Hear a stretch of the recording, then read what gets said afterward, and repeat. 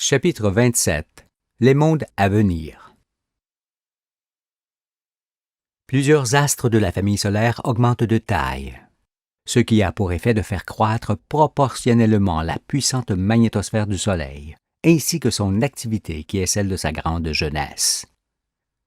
C'est pourquoi, et en raison du resserrement du mur, qui est consécutif à l'augmentation continue de la pression magnétosphérique, le Soleil est en train de diminuer lentement son disque apparent, tout en augmentant sa luminosité et sa chaleur. Toutefois, lorsqu'une de ces planètes brillera, elle manquera dans la somme des masses qui l'activent. La puissance de la magnétosphère du Soleil sera alors réduite d'autant, ce qui aura pour effet de faire reculer le mur de la masse cette fois et de ralentir son activité. Le Soleil commencera alors à augmenter de diamètre. Lorsqu'une planétoile brillera, le Soleil chauffera un peu moins forcément et éclairera davantage dans le rouge. Mais après ce relâchement sensible, son mur tendra à nouveau à se rapprocher de sa masse, car les planètes restantes n'en continueront pas moins de grandir avec leurs satellites. Et ce resserrement se fera avec un Soleil d'un diamètre apparent beaucoup plus gros qu'en ce jour, parce que ce phénomène de décroissance d'activité se reproduira chaque fois que l'une de ces planétoiles brillera. Notre astre du jour deviendra alors de moins en moins chaud et de plus en plus grand, jusqu'à ce qu'il nous apparaisse gigantesque. Le moment viendra où il sera si vaste dans le ciel qu'il faudra tourner la tête à gauche et à droite pour voir ses bords quand il se lèvera sur la Terre. Ce sera un merveilleux spectacle que l'on peut déjà imaginer, mais qu'il est difficile de décrire, tant est grande une pareille splendeur.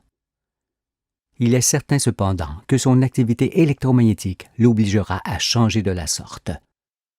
Ce qui est parfait, parce que le Soleil doit durer autant de temps que ces astres qui le font briller.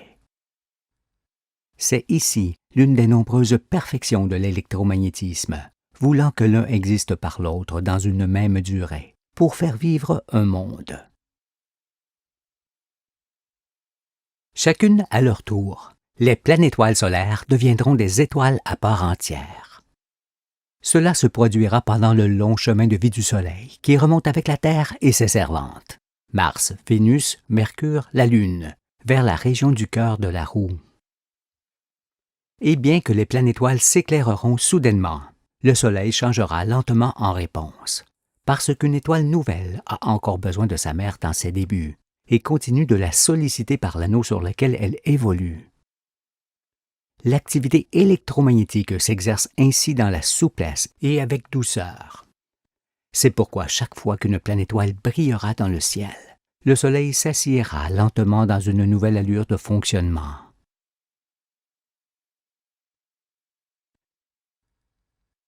Les changements de monde. Parce qu'elles deviendront successivement étoiles, Neptune, Uranus, Saturne et Jupiter indiquent 4 époques différentes et un monde toujours autre dans la durée de vie du Soleil. Mais parce que sa lumière et sa douce chaleur seront répandues d'une façon quasi uniforme sur tout le globe, les réserves de glace diminueront au fur et à mesure de son changement d'activité. Ainsi, cette fonte des glaces compensera la croissance de la Terre, et les étendues d'eau demeureront. Ce sera un monde toujours plus beau dans les siècles, surtout que la connaissance ne cessera d'augmenter et de vous accorder avec lui. Voilà ce qu'est l'avenir proche et lointain de votre âme, allant jusqu'au terme du Soleil et de la Terre. Cela montre combien les étoiles varient durant leur existence. Toutefois, ces variations, dues aux planètes devenant étoiles, ne sont pas à confondre avec les variations autres qui résultent de l'influence des astres en orbite. En effet, lorsque dans leur rotation, les planètes passent les unes près des autres, nous comprenons qu'elles s'influencent réciproquement par leur immense magnétosphère, et que ce phénomène se répercute inévitablement sur le Soleil, qui varie en conséquence. Mais ces changements-là ressemblent davantage à l'humeur d'un père selon ce que font ses enfants, alors que ceux que nous montrons avec les planètes devenant étoiles ressemblent aux changements du père durant sa vie. Voici une représentation de ces changements solaires qui se produiront dans le temps. La première figure montre le Soleil tel qu'il est aujourd'hui, ainsi que la position de la Terre en orbite.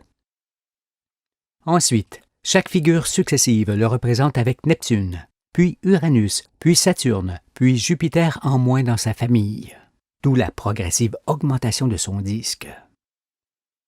Mais lorsqu'il aura l'aspect de la cinquième figure, il aura parcouru une bonne distance du chemin de vie qui l'amène au cœur de la galaxie. Aura-t-il fait alors le quart, le tiers, la moitié ou davantage du chemin qu'il doit parcourir? Je ne le sais. Cependant, je certifie qu'il ne cessera de grandir jusqu'à ce qu'il soit semblable aux étoiles géantes et rapprochées qui peuplent la région du cœur de la galaxie. Plus il grandira, plus son activité sera réduite et plus sa durée de vie sera longue. C'est pourquoi, même à partir de l'aspect qu'il aura sur la cinquième figure, il lui restera encore un très long chemin de vie à parcourir avec la Terre et son monde vivant. Ces images montrent à chaque fois la masse, le mur et le disque entier formé par l'atmosphère en feu du Soleil. On remarque que plus la masse centrale diminue, plus grand est son mur, ainsi que son globe atmosphérique apparent. Mais tant qu'un point important de masse subsistera au centre, le mur demeurera, quelle qu'en soit sa dimension, parce que c'est ce point central qui oblige sa formation. Pour mieux apprécier ces changements solaires, la Terre est à chaque fois représentée avec un même diamètre d'orbite. Mais il n'est pas certain que son orbite reste ainsi, car c'est tout l'ensemble du système électromagnétique du Soleil qui changera. Cependant, que l'orbite terrestre change ou non au fur et à mesure que le Soleil se transforme, cela ne pourra avoir aucune mauvaise conséquence pour le monde, qui sera toujours la juste et bonne réponse des conditions de vie offertes par nos astres. Il ne faudra donc pas être inquiet lorsque les planètes extérieures à la ceinture d'astéroïdes deviendront étoiles à leur tour, et que le globe solaire grandira en conséquence. Parce que sa chaleur sera toujours idéale et sa lumière toujours plus douce. Mais en connaissant la vérité désormais, vous ne pourrez pas être dans l'inquiétude. Au contraire, ces événements seront attendus et vous serez impatient qu'ils se produisent. Et qu'adviendra-t-il des planètes qui accompagneront le Soleil jusqu'à son terme? Comme cela a été dit, lorsque les étoiles ont entièrement usé leur masse et que leurs murs s'effondrent soudainement, les planètes qui les accompagnent sont toutes entraînées dans ce mouvement d'implosion. Elles disparaissent donc avec lui, car elles se dirigent vivement vers ce point central où elles se fracassent les unes contre les autres de plein fouet. Il en résulte alors de gigantesques vaporisations, ainsi que d'énormes quantités de poussière de terre, de fer et des myriades de petits corps dans la région du cœur. Ceux-ci deviennent ensuite des comètes allant d'étoile en étoile, en s'usant à leur passage jusqu'à ce qu'il n'en reste rien, si ce n'est ce qui forme les précieux et abondants nuages de la galaxie. Mais, bien avant que cela ne se produise, le monde s'en est allé.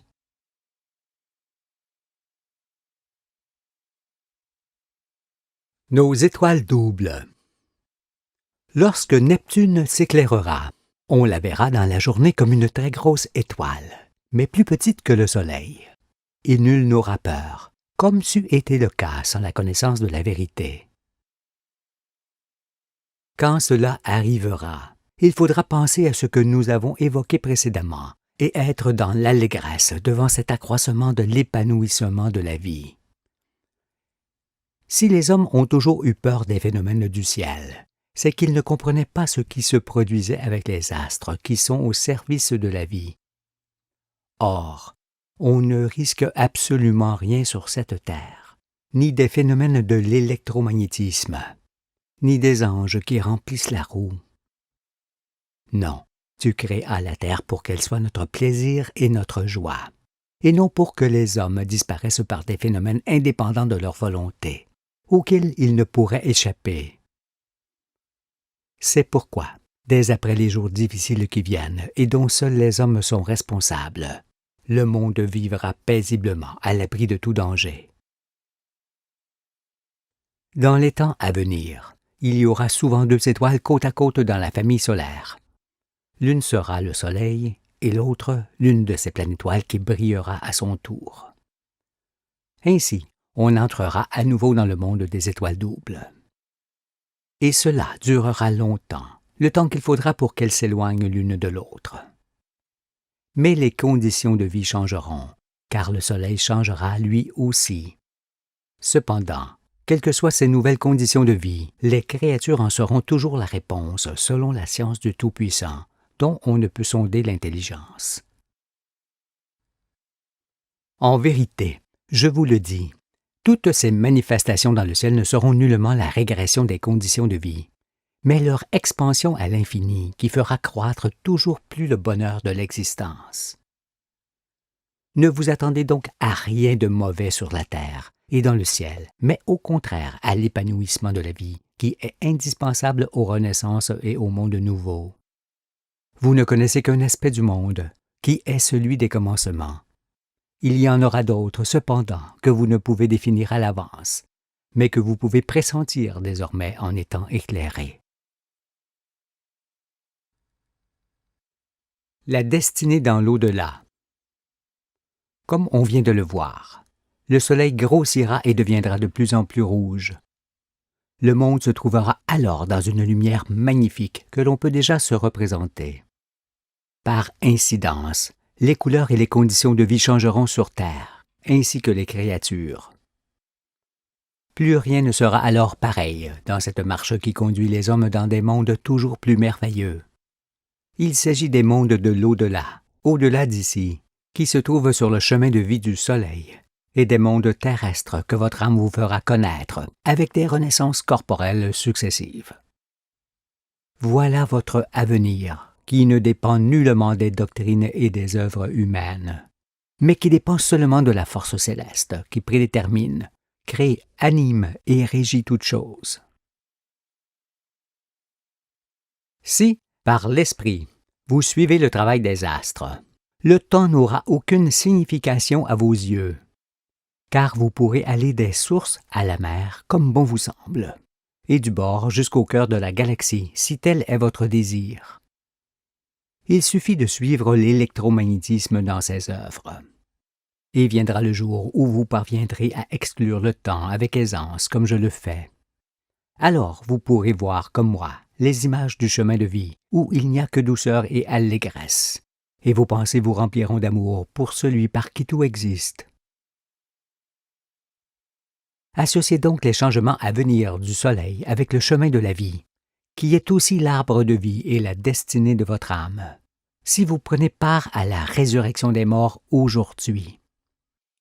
En fonction de vos choix, vous choisirez de rester éternellement sur ce chemin et de vivre tout ce que l'univers offre aux âmes méritantes.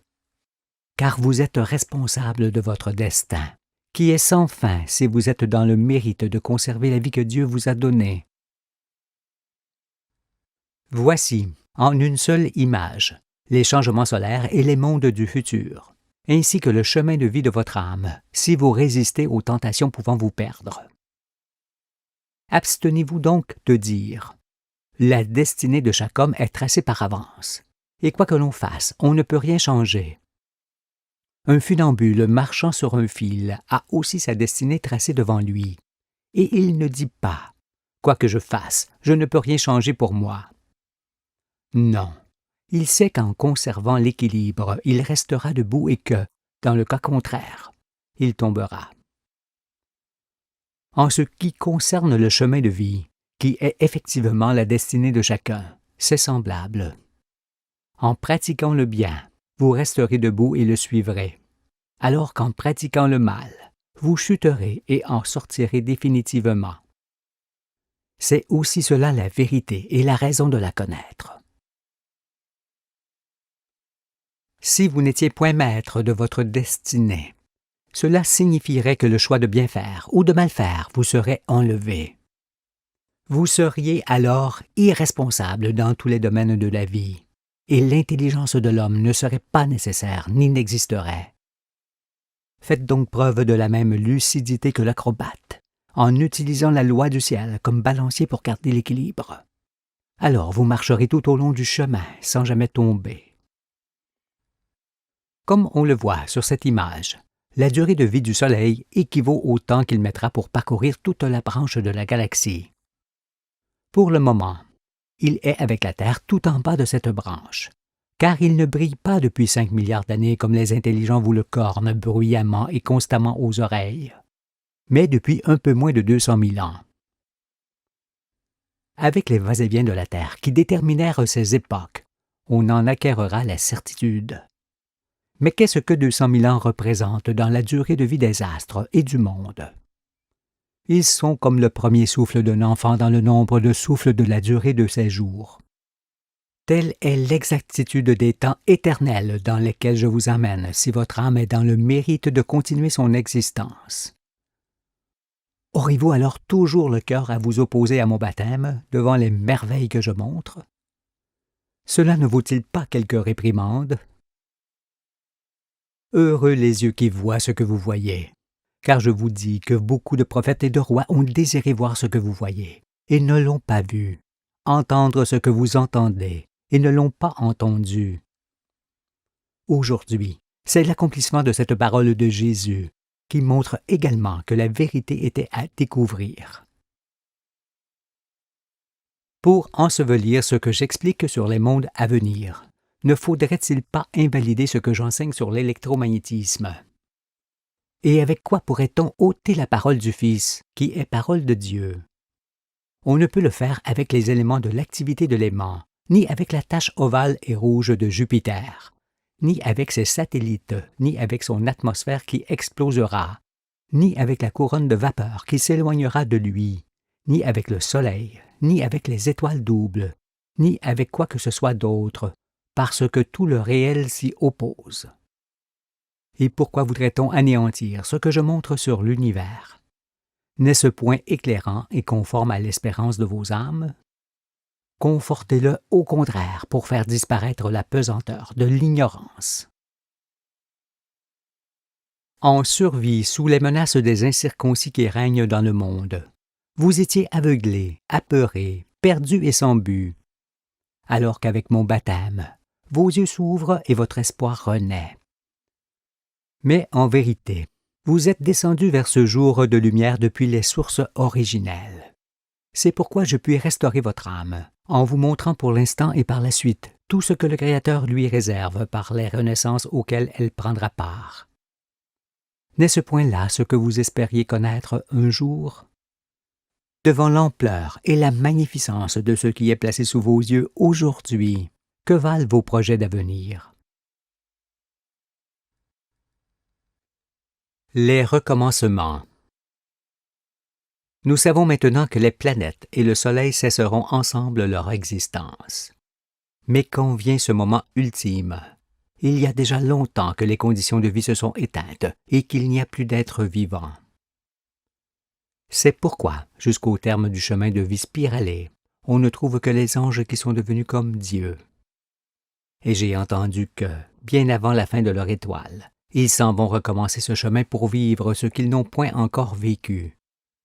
À l'aide d'aimants dont on parlera, ils descendent d'étoile en étoile jusqu'au bord de la roue pour assister à la naissance de l'humanité sur une terre nouvelle. C'est pourquoi, dans la Genèse, l'Écriture rapporte sur les commencements. Les géants étaient sur la terre en ces temps-là, après que les fils de Dieu furent venus vers les filles des hommes, et qu'elles leur eurent donné des enfants. Ce sont ces héros qui furent fameux dans l'Antiquité. Ces géants ne l'étaient pas de corps, mais d'esprit, faisant d'eux des héros, parce qu'ils étaient la descendance directe des anges. Et ce mariage par le sang, à l'aube de l'humanité, est un devoir à accomplir sur le chemin de la vie.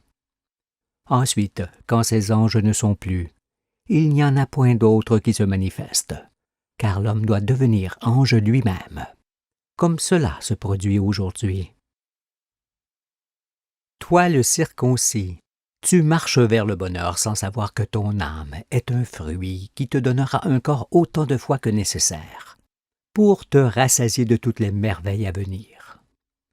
Mais en ce jour de gloire, ton cœur va te paraître soudainement trop petit pour pouvoir contenir ton amour envers le Créateur, qui réserve de tels trésors à ses enfants bien-aimés. Tu sais maintenant que tes mains ne sont pour rien dans le chemin de la vie, et que tes œuvres ne sont pas ce qu'elles devraient être. Mais que pourrais-tu dire de plus devant les splendeurs de lumière, de forme, de douceur et d'activité de vie des mondes que je te montre et qui t'attendent? Tu ne peux que te prosterner devant celui par lequel tout cela existe déjà dans le ciel et existera sur la terre, et le prier de ne point te supprimer la magnificence de tels spectacles. Veille donc sur ton âme, car te trouver dans le monde des vivants est la plus grande chose qui puisse t'arriver. Mais désormais, tu ne peux plus mourir, car la connaissance annule l'ignorance et la mort qui lui est attachée. Crois en moi, je suis le Fils de la vie éternelle, celui qui te montre les merveilleux cieux qui t'attendent et sous lesquels tu iras si tu marches avec celui par qui tout existe.